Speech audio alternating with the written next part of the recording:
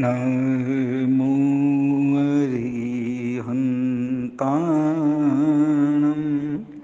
नमो सीताणं नमो आयरियाणं नमो वज्रायं नमो लोये सवसावुणम् एषो पञ्चणमुकारो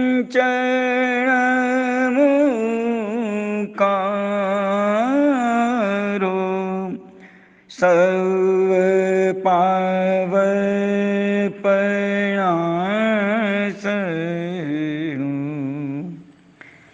मङ्गलानं च सवेचीं परममवयि मङ्गलम् नत्वा श्रीवर्धमानाय श्रीमते च सुधर्मणे सर्वानुयोगवृद्धेभ्यो वाण्यै सर्वविदस्तथा नरदेवाब्धि सदा देयं शुभाषि सम्प्रतिदिनं तन्मध्ये मम कल्याणं भसति चन्द्रभानुवत् आगमोद्धारकर्तारं शैलानेशप्रबोधकं ध्यानस्थसर्गतं नौमि सूरिमानन्दसागरम् सूरिमानन्दसागरम् सूरिमानन्दसागरम्।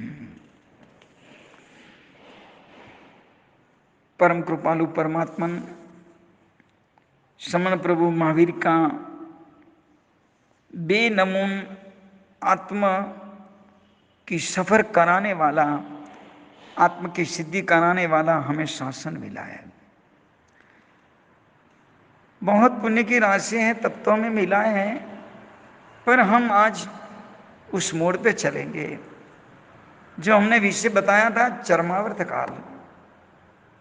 अपौनर की बंदे की स्थिति तक में तो मैं ले गया था, आपको 3 गुण की बात कराई थी, पर हमें खुद को देखना है तो पहले इतना तो जरूर है कि हमने चरमावर्त काल के अंदर अपनी स्थिति क्या बनाई है। चरमावर्त के काल के अंदर भी मिथ्यात्व होने के नाते कितनी बड़ी नुकसानी करते करते करते करते करते हम आगे बढ़े हुए हैं, और वो हमने स्थिति सम्यक पाई है। वो व्यवहार से कहते हैं, निश्चय से तो ज्ञानी भगवान कबूल करे तब की बात है, पर एक व्यवहार के तौर से माने कि हमने समकित पाया है, तो हमने वो स्थिति चरमावर्त काल की पसार तो कर दी है, पर उसके अंदर हमने क्या खेल खेला, असामान्य वो विचार करते हैं। चरमावर्त काल के अंदर जीवों को पराधीन सुख के अंदर, दूसरी भाषा में बताए तो संयोगिक सुख के भीतर उनको आनंद होता है, मस्ती लेता है। स्वाधीन सुखों में उनके अभी तक नजर गई ही नहीं है, स्वतंत्र सुख बनाया ही नहीं है, इसलिए वो पराधीन पर पदार्थों में, पर व्यक्तियों में सुख ढूंढने की कोशिश करते करते उसके अंदर डूबा रहता है। और वो कहां कितने हद तक डूबा रहता है, ना कहां तक पहुंचता है, ये सामान्य से थोड़ी नजर कर लेता है। इनके पास मिथ्या ज्ञान यानी कि भ्रामक ज्ञान होने के नाते जहां सुख नहीं है वहां पर सुख की बुद्धि कर लिए है, तो उनको ही आपने सुख का साधन को सुख मान लिया है। न तो उनके सुख साधन है, न तो उनमें सुख है, न तो उनके सुख के अंदर समस्या हल हो सकती है, न में सुख के अंदर पहुंचाने की उनकी ताकत होती है। तो यानी कि सुख पाया ऐसा समाधान भी नहीं रहता है। तो इसलिए भ्रामक दशा के अंदर हम पहुंच गए। और संयोगिक यानी के पराधीन सुख के अंदर हमें कितने नुकसान रहता है ये भी जान ले। सुख के भ्रम की भ्रमणाओं रचते रहते हम कि मैं सुखी हूं, मेरे पास पैसा है, मेरे पास पत्नी है, मेरे पास पुत्र है, मेरे पास प्रॉपर्टी है, मेरे पास दुकान है, मेरे पास कारोबार चलाने के लिए बहुत सारे स्कोप खुले हुए हैं और इस दुनिया के अंदर मैं राजा हूं, ऐसे उन्हें अपने भ्रमणा तो बना दिए हैं। और वहां पर उसने ये रचना कर दी है कि वास्तविक मैं सुखी हूं, लेकिन वास्तविक सुखी नहीं है, वो वास्तविक से सुख से दूर हो गया है। सुख को बनाने के लिए बस यही दृष्टि तो जरूरी है ही है। आगे और बनाते हैं कि पराधीनता में वो सुख मानता है, स्वाधीनता में सुख माना ही नहीं, देखा ही नहीं, दृष्टि गई नहीं है। कोई भी चीजों के अंदर देखना, उनको इंतजार करना पड़ता है, पाना पड़ता है, इनके लिए मेहनत करनी पड़ती है, इनके लिए पुण्य फेंकना पड़ता है, इनके लिए उनको बहुत जबरदस्त मेहनत पड़ती है। और वो भी उनके पास अगर अंतराय नहीं है तो ही मिलेगा, वरना जिंदगी भर तक मेहनत करता जाएगा तो भी उनकी तड़पन वही चालू रहेगी जो पा नहीं सकता, क्योंकि पराधीन है, क्योंकि वहां पर अंतराय बीच में आया हुआ है, वो आपको देने में सक्षम नहीं है, लेकिन आप तड़पते जाओगे। फिर भी समझ लो कि आपके अंतराय टूटे और पा भी लिए हाँ, तो भी वो स्वाधीन नहीं है, आपको अंदर से नचाते रहेंगे। तीसरी बात यह भी है कि पराधीन सुखता के अंदर अनिश्चितता बहुत है, कोई स्थिरता नहीं है। उनके अंदर अजंपा रहता है, अंदर से ग्लानि ऊंचाट रहते हैं कि अंदर के हाँ ये मेरा सुख कायम रहेगा ना, टूट तो नहीं जाएगा ना, चला तो नहीं जाएगा ना, ऐसे तो होगा ना। सब अपनी तरफ मुड़ने की कोशिश करते हैं, लेकिन कभी वो मोड़ उनका फलीभूत नहीं होता है, स्वाधीन नहीं रहता है। इसलिए ज्ञानी ने कहा है कि भाई इनको समझो, पहले पराधीन सुख है, सांयोगिक सुख है, मिथ्या सुख है, वो आपको चारों तरफ से नचाते रहेंगे। और आगे चल देते हैं, वो 18 पापस्थानों तक हमें रखता है, उनके बीच में ही खेलना पड़ता है। अगर इनके बीच में खेलने वाले, इनके जीवन में सदगति हो ही कहाँ सकती है। दुर्गति, पाप, विटमनाओं, व्यथा, अनिश्चितताओं, ग्लानि, चारों तरफ से दुख दुख दुख, कोई जगह पर इनको शांति समाधि नहीं होती है और पाप की वृद्धि बनती रहती है। और उनके जीवन के अंदर भयंकर कोटि की 5 असत परिणति की पुष्टि होती है, वृद्धि होती है। वो उनके ही बचाने में, सजाने में हरदम प्रयत्नशील रहते हैं। वो 5 परिणति आज मैं संक्षेप में बताते हैं। सबसे पहली परिणति है पर परिणति। अमृतवेल की सज्जाएं में दूसरी जगह में आता है पर परिणि अपनी कर माने, जो यशोवी जी महाराज जी ने किसी जगह पर बताया कि पर परिणि अपनी कर माने, वो आत्मा कभी अपना बन ही नहीं सकता, वास्तविक सुख पा ही नहीं सकता। और पर परिणति में भी क्या दुख है वो मैं आगे बताता हूं। दूसरी परिणति है पाप की परिणति, कैसे वो पाप करता है, पाप को कैसे आनंद है वो भी बताएंगे, संक्षिप्त में बताएंगे सब। तीसरे नंबर में दोष परिणति है, चौथे नंबर में विषय की परिणति है और 5वें नंबर में कसाई की परिणति है। संक्षिप्त में हम पर परिणति माने तो किसमें माने, कैसे माने? जिनके पास पर परिणति आई है उनके पास गमा अणगमा अच्छा बुरा का नेचर ही बन जाता है, ये अच्छा नहीं ये बुरा है। और ये अच्छे काम होते हैं तो कर्म के माध्यम से, स्वभाव के माध्यम से, 5 समवाय कारण से बना, ये नहीं मानते। कर्तृत्व भोक्तृत्व वो खुद मान लेता है, मालिक ही बन जाती है। यहां पर उनके जीवन में स्नेह राग, काम राग, दृष्टि राग, ये सब इनके जीवन में धीरे धीरे धीरे ऐसे पहुंच चुके हैं कि इनसे कारण वो गाढ़ ऐसे राग बन चुके हैं। ये कौन सी है? पर परिणति है। संक्षिप्त में इतना ही समझो आप। अब दूसरी बात है पाप परिणति। दुखों को काटने की कोशिश करते हैं और काटने में वो पाप की प्रवृत्ति करता है कि तनिक भी मुझे दुख नहीं चलेगा, मुझे तो ऐसा ही साधन। इनके लिए पाप करता है, पाप का बहुमान करता है और पाप की प्रशंसा करता है और निष्प्रयोजन वो पाप करता है। यहाँ पर पाप की प्रवृत्ति करना, परिणति बनाना आसान है, पर इसकी पाप परिणति के कारण दया चली जाती है। उनके माध्यम से धर्म उनके पास आ नहीं सकता, रह नहीं सकता, टिक नहीं सकता, धर्म कर नहीं सकता। पाप की परिणति तो हटाना वो अनिवार्य है। कितना उपकार ज्ञानी भगवंतों ने ये चीज बता करके हम पर महत्तम उपकार किया है। जितना उपकार मानो इतना कम है कि ऐसे चीजों से अगर मैं धर्म से दूर होता हूं तो मैं धर्म से नजीक पहुंचने के लिए भी पाप की परिणति हटा दूं, पाप से दूर रहूं और मेरे जीवन के अंदर मैं ऐसे पापियों के बहुमान प्रशंसा तो ना करूं। और आगे तीसरे नंबर में दोष परिणति।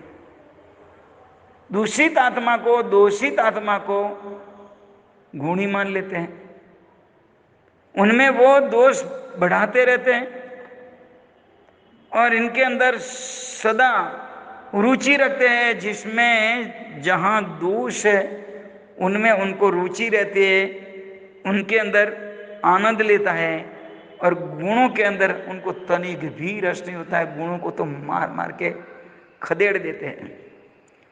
और ऐसे आत्मा के जीवन में देखोगे तो सदा संतप्त अवस्था रहती है। वो तपा हुआ रहता है, आया हुआ नहीं कि जला दिया नहीं है, सुख को भी जला देता है, क्योंकि दोष की परिणति है ना। इसमें आप देखोगे ना, जिनके पास दोष नाम की परिणति है, ईर्ष्या, असूया, निंदा, ये सब प्रवृत्ति उनके पास चली रहेगी। और चौथे नंबर में हम समझे तो कसाय परिणति। आपको तो मालूम है कि जैन दर्शन के अंदर कसायों का नाम आता है।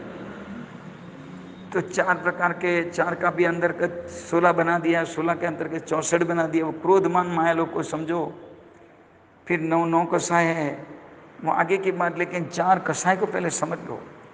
क्रोध मान माया लोभ के हिसाब से दुनिया कितनी प्रचुरतम आज निम्न कोटि की जगह पर, निम्न कोटि के स्थान पर समाज को ला दिया है, पूरे धर्म को वहां खदेड़ दिया है और चारों तरफ का माहौल बिगाड़ दिया है। ये क्रोध मान माया लोभ के हिसाब से आपको तनिक भी मान समाज में नहीं मिलता है। देखो हालत। एक आदमी ने आपको सलाम नहीं भरा तो आप विचार में पड़ गए कि मेरे पास पैसा नहीं इसलिए, पर यह विचार नहीं किया कि मेरे पास कर्म ने, अंतराय ने मुझे धोखा दिया है तो मैं धर्म में जागृत। ये बात नहीं आती है। कसाई की परिणति इतना उग्र बन जाती है कि चारों तरफ से हम देखो। आप क्रोध के विषय में चंद्रकोशिक नाग एक साधु था, कहां से कहां पहुंचा। मान के हिसाब से बाहुबली उसी भाव में केवल ज्ञान के मालिक बनने वाले हैं, लेकिन मान कसाई के अंदर 1 साल तक एक ही जगह पर टट्टार अप्रमद भाव से न रात में न दिन में निद्रा ली है, ऐसे भाव में रहे। कानों में चिड़ियाओं ने महा अंडे रख दिए। ऐसी अवस्था के अंदर भी वो निश्चल बन के साधक बने, फिर भी मान संज्ञा ने उनको केवल नहीं दिया। जैसे मान संज्ञा अटी कदम उठाया, बहनों की एक आवाज में, वीरा मोरा गज तकिए टाऊ तेरो, गज चढ़े केवल न होई वीरा मोरा, गज तकी हेठा उतरो। और जैसे मान कसा उनका चला गया, क्या मजेदार बात बन गई। एक जैन शासन की बुलंदी तक पहुंच गए और वो केवल ज्ञान के मालिक बन गए। उन्हें अपनी सिद्ध अवस्था मंजूर कर दी और वहां कोई हिला नहीं सकते, कोई उनको दूर नहीं कर सकते। मान चला गया, आगे मस्ती माया के विषय में। मल्ली जिनेश्वर जान जो जी, तब किया माया करी जी।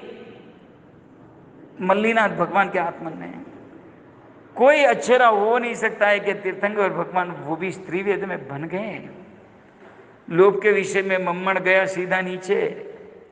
और ऐसे अनेक दृष्टांत है जिनकी उदारता के खातिर कहीं श्रावकों का, कहीं लोगों का जीवन, कहीं जैनेतरों का जीवन, कहीं समाजों का जीवन उत्थान बना दिया है, कहीं सैन्य शासन की आकृति प्रकृति और ऐसे मोड़ पर लाके खड़ी कर दी है जिनको हम याद करते करते हमारे हृदय मस्तक अहोरनिश झुका रहता है इनके चरणों में। ऐसे उदारता है। तो लोभ संज्ञा जिनके पास से वो गए बेचारे, और लोभ संज्ञा जिनके थोड़ी उनके जीवन में उदारता आई। तो मैंने लोभ संज्ञा के अंदर दो बात बताई। उदारता के सामने हमारे मस्तक और हृदय झुक जाते हैं, और जहां मम्मन सेठ वाले आत्मे आ जाते हैं, समाज में ऐसे बहुत पड़े रहते हैं। नहीं कोई भी जगत में है लोभी आत्मा का कोई असंख्य जीव है, कोई ऐसे 2 4 5 गिनती में, ऐसी बात नहीं है। तो यहां पर कसाई की प्रणति बताई। इनके बाद में विषय की 5 विषय के 5 इंद्रिय के 23 विषय है। उनके साथ में वो खेलता ही रहता है, खेलता ही रहता है। तो उसके अंदर उनको कोई भी तकलीफ नहीं होती, उनके अंदर डूबे रहने की इच्छा होती है। और विषय ग्रस्त आत्मा न रात देखता है न दिन देखता है। इनके विषय में एक बहुत मजेदार दृष्टांत है, मैं आने वाले इस दिनों में आपको कहूंगा। लेकिन आज के दिन मैंने आपको बताई 5 थी 5 चीज बताइए। पर परिणति, पाप परिणति, दोष परिणति, विषय परिणति और कसाय परिणति और विषय परिणति। इस 5 विषय के अंदर हमारी कितनी भ्रामक दशा हमने खड़ी कर दी है। और आने वाले दिनों के अंदर भी हमें देखना है कि क्या क्या हमारी नुकसानी इस चरमावर्त काल हो जाने के बावजूद भी होता है। अब चरमावर्त काल के अंदर आने के बाद हमारे अब धीरे धीरे धीरे धीरे आत्मा के विकास के कैसी कैसी स्थिति उपार्जन करनी है, क्या करनी है, और किस विषय में वो अब पुनर्बंधक स्थिति में पहुंचता है, जिनके विषय में मैंने एक बताया था 3 गुण होते हैं अपुनर्बंधक के। इसमें से पहला गुण तो बताया था, लेकिन वहाँ पहुँचते पहुँचते बाकी के 2 गुण भी बता देंगे, क्योंकि अभी समवाय कारण भी आत्मा के विषय में कितना उनको उपयोग होता है, और फिर वो चरमावर्त की सफर के अंदर आगे कैसे बढ़ता है। वो सर्वाधिकार अग्नि वर्तमान सबको धर्म लाभ।